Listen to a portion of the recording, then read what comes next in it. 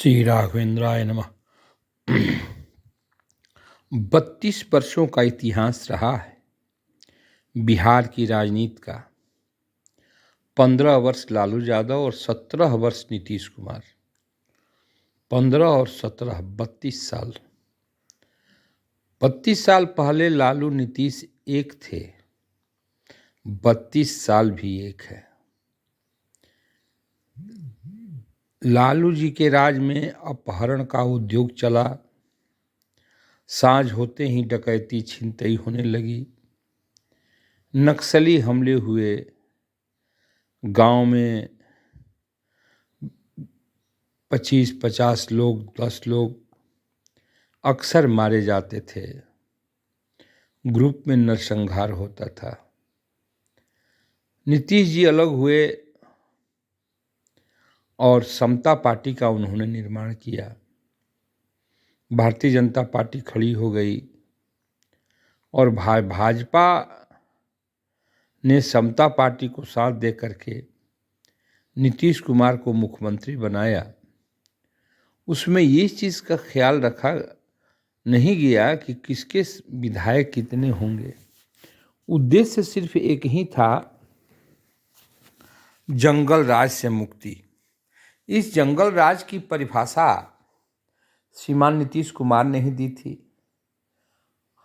अब जबकि नीतीश कुमार कई बार आए गए, वो तो आप जानते हैं, उसके बीच में पछड़े में हम नहीं पड़ेंगे। अब जबकि नीतीश कुमार पुनः लालू जी के साथ हैं, तो आप कहते हैं कि जंगल राज नहीं है, ये जनता राज है। बिहटा में बालू माफियाओं ने मर्डर किया। अंबेडकर छात्रावास में दलित छात्रों को गोली मारी गई। बेगूसराय में फायरिंग हुआ, छपरा में, आरा में, पाटलिपुत्रा में सुधीर सिंह की हाल ही में हत्या हुई। लेकिन श्रीमान नीतीश कुमार कहते हैं कि ये जंगल राज नहीं है, जनता राज है। मुजफ्फरपुर शेल्टर होम में 30 बच्चियों के साथ बलात्कार होता है इसी बिहार में, जब आधुनिक सुशासन बाबू नीतीश कुमार की सरकार थी। आप सोच सकते हैं कि 32 साल तक बिहार किस धुरी पर, किस प्यायभट्ट पर घूमते रहा। वो धुरी रही अपराध की। ये अपराधी कभी आरजेडी का झंडा उठाते हैं, कभी कांग्रेस का, कभी नीतीश कुमार का, कभी बीजेपी का, और ये घूमते रहते हैं। अभी तो आरजेडी की बहुतायत है, फिर हो रही है कि तेजस्वी यादव मुख्यमंत्री बनेंगे।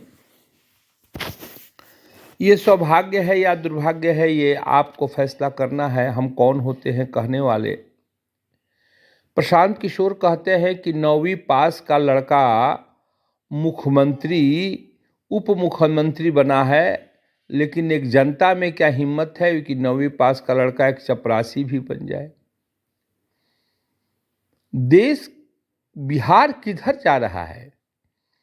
बिहार वही कम पढ़े लिखे अशिक्षित लोगों के हाथों में जा रहा है। कल भी राबड़ी यादव मुख्यमंत्री थी। श्रीमान तेजस्वी यादव ने कहा था जब राष्ट्रपति का चुनाव हुआ था द्रौपदी मुर्मू के बारे में कि हमें स्टाम्प नहीं चाहिए, इनको चाहिए पढ़ा लिखा। काश तेजस्वी यादव अपने घर के इतिहास को देखते। उनकी माँ को कितनी परेशानी हो रही थी हस्ताक्षर करने में, और वो मुख्यमंत्री थी। जातीय जोश इतना, सारे गमों को भुला करके, सारे दुखों को भुला करके हम लोग जात की राजनीति करते हैं, और अपने जात के ही मंत्री और विधायक को हम देखना चाहते हैं। उससे हमें मिलता क्या है?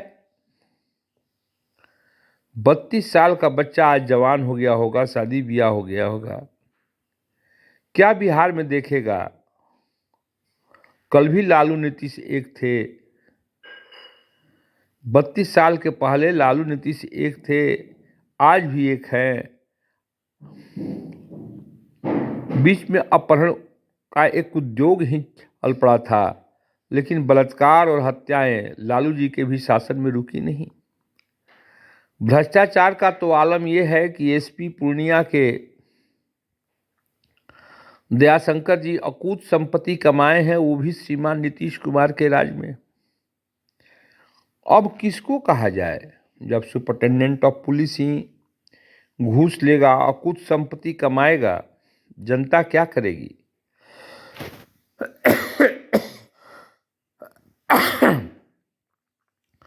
कौन बेसहारा बच्चियों को देखेगा? क्या बेसहारा बच्चियों का जब बलात्कार हो रहा होगा वो क्रंदन नहीं कर रही होंगी? उनकी आंखों से अश्रुधारा नहीं बही होगी, लेकिन मजबूर थी, लाचार थी, और जिनके हाथों में हुकूमत थी वो पुलिस भ्रष्ट थी। बहुत शोर होने के बाद नीतीश जी को याद आया कि भ्रष्टाचार भी एक मुद्दा है जो हमारे ऊपर लगा हुआ है। आपके प्रशासनिक अधिकारी घूस लेते हैं, बिना घूस का काम नहीं होता है। डीएसपी रैंक तक के लोगों को देखा गया है 50 रुपया रोड से वसूलते हुए, और आप कहते हो आपके यहां भ्रष्टाचार नहीं है। किस प्रकार की शासन व्यवस्था है? ये कुंठित बिहार कहां जाएगा? अगल बगल के प्रांतों को देखें, उड़ीसा, मध्य प्रदेश, छत्तीसगढ़ कहां से कहां निकल गए, और बिहार जात के पायदान से आगे नहीं जा सका। तो जात के पायदान पे चढ़ने वाले लोग कभी न कभी गिर ही जाएंगे, और कभी भी उनका सफल